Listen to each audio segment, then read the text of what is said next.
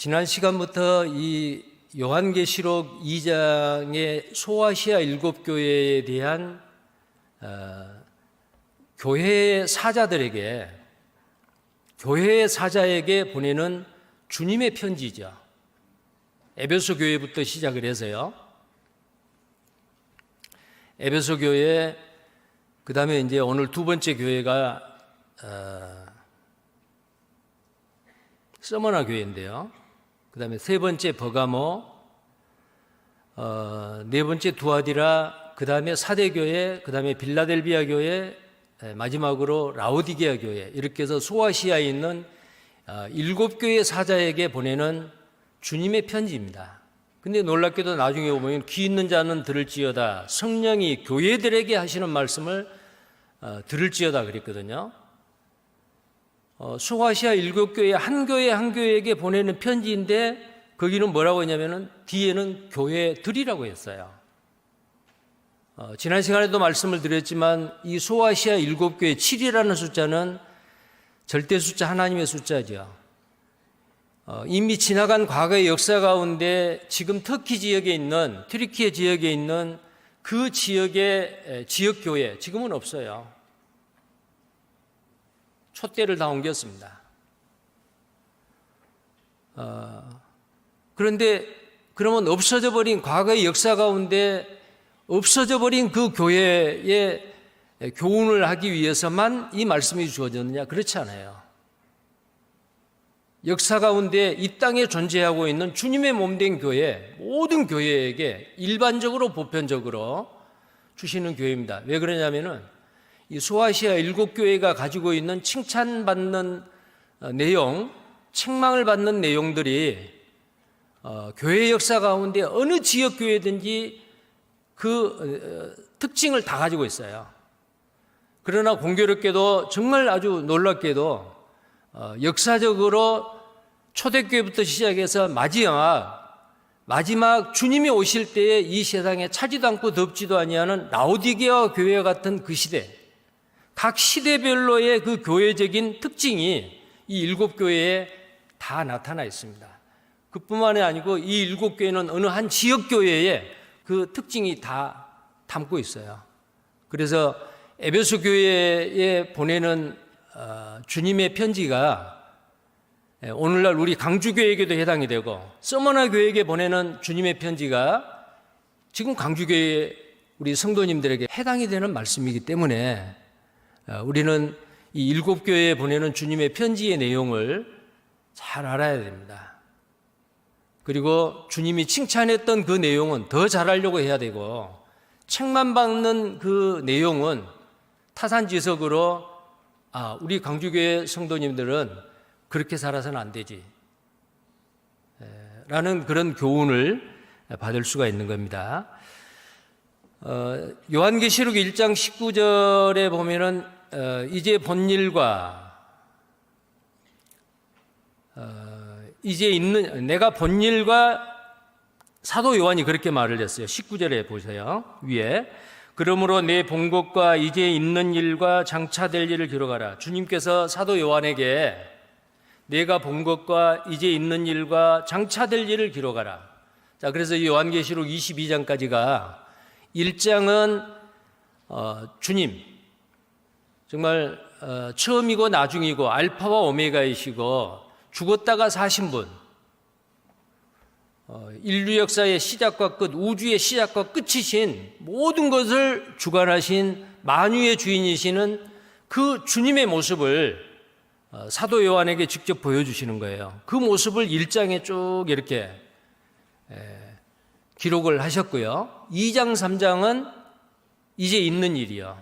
이제 있는 일입니다. 그때 당시에 있는 일뿐만이 아니고 정말 이 교회 역사 가운데 각 나라의 각 지역교회에서 일어날 수 있는 그런 일들을 책망하고 칭찬하고 교훈하는 그런 말씀들이다라는 겁니다. 그래서 2장, 3장에 나와 있는 소아시아 7교회는 이제 있는 일을 기록하시는 겁니다. 자, 이 서머나 교회는 2장, 3장에 나와 있는 소아시아 7교회의 연속 부분입니다. 에베소 교회에 이어서 두 번째 서머나 교회 사자에게 보내는 메시지인데요. 이 서머나 교회는 소아시아의 에베소 교회와 버가모 교회, 이 세 개 교회는 굉장히 번창한 도시였어요. 굉장히 아주 인구도 많고 번창한 도시였는데, 그곳에 초대교회 그 사도들이 복음을 전해서 그곳에 주님의 몸된 교회가, 지역교회가 탄생한 겁니다. 근데 이 서머나 교회, 두 번째 이 서머나 교회는, 서머나라고 하는 그 뜻이 두 번째 뭐 있잖아요. 그게 몰약이라는 뜻이에요. 이 몰약이라고 하는 것은 고난을 나타냅니다. 환난받는 교회, 핍박받는 교회, 고난받는 교회다. 물론 이제 이 교회, 주님의 입장에서 그렇게 말을 할 수가 있지만은, 서머나라고 하는 그 지역 이름 자체가 고난이라는 뜻이에요. 몰약이라는 뜻이에요. 그래서 예수님께서 죽으실 때, 염을 할 때에 유향과 몰약을 이렇게 몸에 발라서 세마포를 입히셨잖아요. 예수님의 죽음을 나타내는 겁니다. 죽음이라 그러니까 뭐예요? 고난이잖아요. 핍박과 환난과 고난입니다. 그리고 이 서머나 교회는 그때 당시에 AD 26년에 티베리우스 로마의 황제가 티베리우스 신전을 이제 건축을 하려고 했는데요. 이 소아시아에 있는 11개 도시 중에서 어디에다가 이 티베리우스 신전을 건축을 하느냐, 아주 심사숙고하게 선별을 한 겁니다. 자, 그런데 이 서머나가 딱 당첨이 된 거예요. 물론 이제 제비뽑기를 해서 한 것이 아니고 여러 가지 입지적인 조건, 로마에 복종하고 순종하고 로마에 도움이 되는 우상의 신전을 섬기는 겁니다. 티베리우스 황제를 섬기는. 근데 그 신전이 바로 이 서머나 교회에 결정이 돼가지고 세워지게 됐어요. 그리고 AD 81년에서 96년까지 약 15년 동안 도미티아누스 로마의 황제가 자기를 아주 신격화했어요. 누구든지 자기를 신으로 경배하지 아니하면은 아주 잔인하게 사람을 죽였어요. 그런데 그때에 이 사도 요한이, 에베소를 담당하고 있던 이 사도 요한이 어떻게 하나님만을 경배하고 하나님만을 사랑해야 되는데 눈에 보이는 코로 숨쉬는 인간, 죽으면 한 줌의 흙으로 변할 사람을 신으로 섬기겠어요? 거절했죠. 신앙의 절개를 지키고 나는 오직 나를 구원해 주신, 나를 위해 죽었다가 다시 사신 예수님만을 나는 섬기겠다. 결국은 잔인하게 사형을 당한 사람도 있었지만은 사도 요한은 유배를 간 거예요. 파모섬이라고 하는, 지금은 그리스 영토인데요. 그 섬에 광산에 유배를 갔어요. 자, 그곳에서 주님께서는 이 사도 요한에게 이 요한계시록을 기록하게 한 겁니다. 그때 그러면 에베소 교회만 그랬느냐? 소아시아 7교회가 전부 다 황제 숭배, 이 도미티아누스 황제를 신으로 섬겨야 되고 그 앞에 절해야 되고, 그렇지 않으면 누구든지 죽고 가정이 파괴되고 경제적인 불이익을 당하고 정치적으로 문화적으로 손해를 입는 겁니다. 그런데도 그걸 각오하고 믿음을 지켰던 사람들, 그 중에서도 이 서머나 교회입니다. 다른 어떤 교회보다도 이 서머나 교회는 절대로 그 황제의 우상에게 절하지 않고 믿음을 지켰던 거예요. 그래서 이 소아시아 7교회 중에서 책망이 없고 오직 칭찬만 받았던 교회가 이 서머나 교회하고 빌라델비아 교회, 두 개 교회가 있었어요. 자, 교회가 주님 앞에 칭찬을 받는다. 정말 놀라운 일이잖아요. 모든 한 사람 한 사람이 정말 주님 앞에 모았을 때 아름다운 절개 있는 순결한 그런 믿음을 가지고 있었기 때문에 주님께서는 이 서머나 교회를 칭찬을 했다 그 말이에요. 자, 우리 강주교회가 주님 앞에 책망받을 일이 없을까? 정말 칭찬받는 서머나 교회나 빌라델비아 교회와 같이 되는 것이 우리 교회 전체의 성도님들의 비전이 돼야 되고 목표가 돼야 되지 않겠습니까? 그런 생각이 들어집니다. 자, 그래서 이 서머나 교회에서는 그 핍박 가운데서도 결국은 교회를 나중에 사도 요한의 제자였다고 하는 폴리갑이라고 하는 그 감독이요. 그러니까 이 서머나 교회의 지도자이고 서머나 교회 목사예요. 이 폴리갑이라고 하는 그 유명한 사도들한테 직접 배웠던 그 다음 사도를 속사도 시대라고 하는데 이 시대가 바로 속사도 시대였죠. 폴리갑이 살았던 시대가. 근데 그 폴리갑은 끝까지 황제를 숭배하지 아니하고 오직 주님만을 섬기고 사랑했기 때문에 이제 순교를 당하게 되는 거예요. 근데 그때 당시에 이 소아시아에 파송되는 로마의 총독하고 폴리갑하고 전해오는 말에 의하면은 어렸을 때부터 친구였대요. 근데 자기 친구가 예수를 믿는 거예요.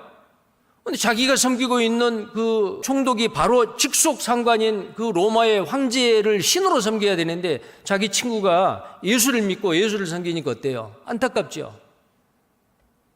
만약에 이게 발각이 되면 죽는데 발각이 됐어요. 그 친구 총독이 이 서머나에게 마음으로 예수님을 믿고 겉으로는 말 한마디만 하라. 황제가 바로 신이다. 그리고 한 번만 절하라. 그리고 절을 해도 나는 하나님을 예수를 믿습니다. 그렇게 말하면 되지 않느냐. 그렇게 회유를 했어요. 그때 이 폴리갑은 뭐라고 말했냐면은 나를 위해서 죽었다가 다시 살아나신 나의 주님 예수 그리스도는 내 평생 86년 동안 한 번도 나를 외면하지 아니하고 나를 모른다고 하지 않았다. 근데 내가 어찌 나를 구원하시는 주님을 내가 모른다고 말할 수 있겠느냐. 나는 그럴 수 없다. 신앙의 절개를 끝까지 지킨 거예요. 할 수 없이 이 폴리갑은 장작더미에 그때 당시에 유대인들이 많은 장작더미를 짊어져다가 이 폴리갑을 죽이려고 왜? AD 70년에 타이터스 장군에 의해서 예루살렘이 파괴되고 이제 유대인들이 거기서 막 쫓겨나서 전 세계로 흩어질 때예요. 그때 많은 유대인들이 이 소아시아까지 쫓겨와가지고 이 서머나 지역에 많은 유대인이 살았다는 거예요. 근데 하나님은 유대인들에게 돈 버는 재주를 줬잖아요. 많은 돈을 경제적으로 부하고 그래서 이 유대인들은 예수 믿는 초대 기독교인들을 핍박을 하는데 앞장섰던 유대인들은 로마 정부와 결탁을 해가지고 합세를 해가지고 초대 구원받은 그리스도인을 핍박하는데 앞장섰어요. 예수 그리스도를 배척하고 십자가에 못 박는데도 빌라도 총독은 구명을 하려고 3번이나 죄 없다고 외쳤지만 유대인들은 죽이시오. 정말 그들은 하나님을 믿는 사람들이었습니다. 유대인들은. 근데 그 하나님을 믿기는 믿었지만 헛된 사상이요. 하나님을 잘못 믿었잖아요. 그 잘못된 종교, 타락한 종교가 정말 하나님을 올바로 믿고 구원받는 그리스도인을 핍박하는 거예요. 그리스도인을 죽이는데 앞장섰던 유대인들이에요. 가는 곳마다 따라다니면서 유대인들은 그리스도인들을 박해를 했어요. 폴리갑을 죽인다 그러니까 더 날뛰고 좋아해서 장작더미를 짊어다가 쏴주고 박수치고 죽는 것을 구경하는 유대인들. 그때 폴리갑은 어때요? 군인들이 달라붙어가지고 장작더미에 서 있는 이 폴리갑이 도망을 간다든지 뜨거워서 뛰어내린다든지 그럴까 봐서 손을 뒤로 결박을 해서 꽁꽁 묶으려고 하니까 이 폴리갑은 그랬다래요. 나를 묶지 마라. 나는 죽음이 두렵지 않다. 그리고 그때 당시에 어렸을 때의 친구였던 총독에게 나는 이 불에 타서 죽지만은 이 불은 잠깐 오면 꺼진다. 그 총독에게. 그러나 당신을 위해서는 영원히 꺼지지 않는 불이 기다리고 있다. 나는 이 잠깐 타다가 꺼지는 이 불을 두려워하지 않는다. 나는 주님 앞에 간다. 그 폴리갑의 순교 장면을 통해서 많은 사람들이 아주 두려워했다래요. 자, 이런 그 유명한 폴리갑과 같은 순교자를 배출한 교회가 이 서머나 교회입니다. 그 모습을 보았던 서머나 교회 성도들은 어땠을까요? 나도 저 폴리갑님과 같이 끝까지 믿음을 지켜야지. 그 폴리갑이 10마디 100마디의 설교보다도